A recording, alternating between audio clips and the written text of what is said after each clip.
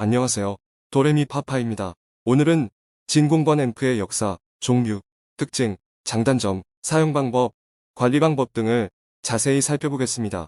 진공관은 옛날에는 오디오 기기와 라디오 등에서 매우 일반적으로 사용되었습니다. 하지만 이제는 주로 기타 앰프와 같은 음향기기에서 사용됩니다. 진공관의 역사, 토머스 에디슨이 전구의 필라멘트와 양극화된 금속판 플레이트 사이에 전류가 흐르는 열전자 방출 현상을 발견하였고 1883년 이를 에디슨 효과라고 이름 붙였습니다. 하지만 에디슨은 이를 실용화시키지 않았고 1904년 영국의 존 앰브로스 플레밍이 열전자 방출 현상을 활용한 최초의 진공관인 이극관 다이오드를 발표합니다. 이후 1907년 미국의 리디 포리스트가 이 구조의 그리드를 추가하여 전류의 증폭을 가능하게 만든 삼극관을 1907년 특허 등록하였고 이후 다양한 진공관이 등장하며 진공관의 시대가 열리게 되었습니다. 이전에는 전기램프가 증폭 기능을 수행하는 데 사용되었습니다. 하지만 전기램프의 크기와 가격 문제로 진공관 앰프가 개발되었습니다. 이후로는 오디오 기기와 라디오 등에서 매우 일반적으로 사용되었습니다. 그러나 진공관 앰프는 직류 전원을 필요로 했기 때문에 사용하기가 불편하고 발열 문제도 있었습니다. 이러한 문제로 인해 진공관 앰프는 직류 전원을 필요로 하지 않는 트랜지스터 앰프로 대체되었습니다. 그러나 최근에는 기타 앰프와 같은 일부 전문적인 앰프에서 다시 사용되기 시작했습니다. 진공관의 원리. 진공관은 전자를 제어하는 전자소자입니다. 진공관은 빈 공간에 진공을 만들고 이 공간 내에서 전자를 이용하여 전류를 제어합니다. 진공관은 크게 몸통을 구성하는 유리관과 캐소드, 필라멘트, 히터, 플레이트, 그리드로 구성됩니다. 유리관, 진공관의 몸통을 이루는 부분으로 유리관이 주로 사용되며 군용이나 특수용도로 철로 밀봉한 철관이 사용되는 경우도 있습니다. 캐소드, 여기서 히터는 전구의 그 필라멘트입니다.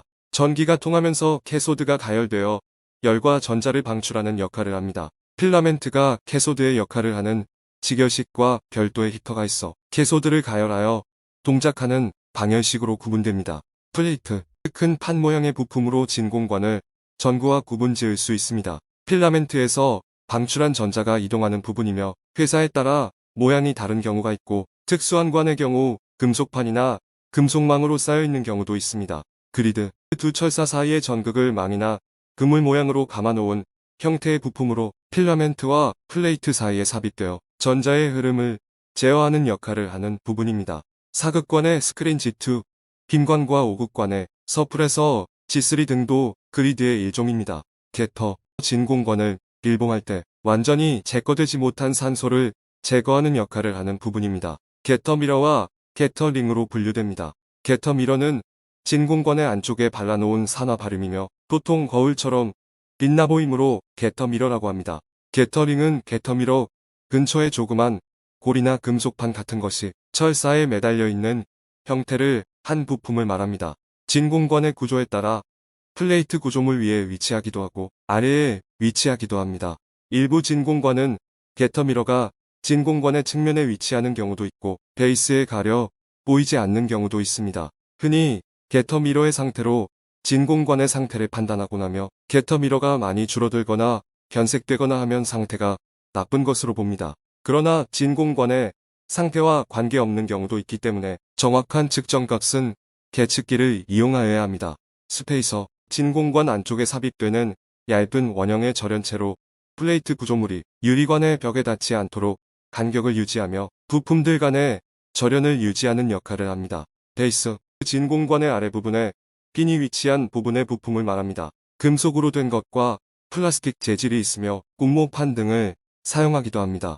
비교적 후기에 등장하여 대량 생산에 용이하게 된 미니어처관이다. 서브 미니어처관은 전체가 유리로 밀봉되는 구조로 금속이나 플라스틱 베이스가 없습니다. 종류, 진공관 앰프에는 다양한 종류가 있습니다. 가장 일반적인 종류는 수직 로딩형 진공관 앰프와 밀폐형 진공관 앰프입니다. 수직 로딩형 진공관 앰프는 진공관을 쉽게 교체할 수 있으며 오디오 앰프에 많이 사용됩니다. 반면에 밀폐형 진공관 앰프는 진공관 내부를 보호하기 위해 밀폐된 케이스에 들어있으며 교체가 어렵습니다. 진공관 앰프의 특징, 진공관 앰프의 가장 큰 특징은 따뜻하고 부드러운 음색입니다. 이러한 음색은 진공관의 특성으로 인해 발생합니다. 진공관 앰프의 장점. 진공관 앰프는 다음과 같은 장점이 있습니다. 따뜻하고 부드러운 음색, 좋은 음질, 특정 유형의 음악 장르에 특히 잘 맞음, 뛰어난 음악적 표현력, 더 낮은 왜곡률. 진공관 앰프의 단점. 진공관 앰프는 다음과 같은 단점도 있습니다. 크기와 무게가 크다. 가격이 높다. 발열 문제가 있을 수 있다. 유지 보수가 필요하다. 직류 전원을 필요로 한다. 사용 방법. 진공관 앰프를 사용하기 전에 반드시 패시브 스피커를 연결해둬야 합니다. 스피커를 연결하지 않고 진공관 앰프를 켰을 때 진공관 수명에 악영향을 줄 수 있습니다. 진공관 앰프는 예열이 필요합니다. 이는 진공관이 충분한 시간 동안 예열되어야 최상의 성능을 발휘할 수 있기 때문입니다. 예열 시간은 일반적으로 3에서 5분 정도이며 앰프 제조사에서 권장하는 시간을 확인하는 것이 좋습니다. 그 후에 오디오 기기 또는 기타와 연결하여 사용할 수 있습니다. 관리 방법. 진공관 앰프는 진공관 앰프 내부에 먼지와 오염 물질이 축적될 수 있으므로 주기적으로 청소해야 합니다. 진공관 교체. 진공관은 사용 시간이 지나면 진공관의 수명은 관의 종류에 따라 다르지만 출력관의 경우 1에서 2만 시간, 초단관 정류관의 경우 2에서 3만 시간 정도입니다. 진공관의 수명에 따라 음불 균형 및 펌이 발생할 수 있고 성능이 떨어지면 교체를 해야 합니다. 적정 온도 유지. 진공관 앰프는 발열이 발생할 수 있으므로 사용 후 충분한 시간을 두어 식힌 후에 이동하거나 보관해야 합니다. 주기적인 점검. 주기적으로 핀과 소켓을 청소하고 푸시풀. 진공관의 경우 출력관에 바이어스 차이가 많이 난다면 바이어스를 확인해야 합니다.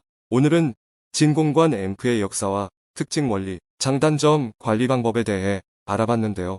다음에도 좋은 영상으로 다시 찾아오겠습니다. 좋아요와 구독은 영상 제작에 큰 힘이 됩니다. 감사합니다.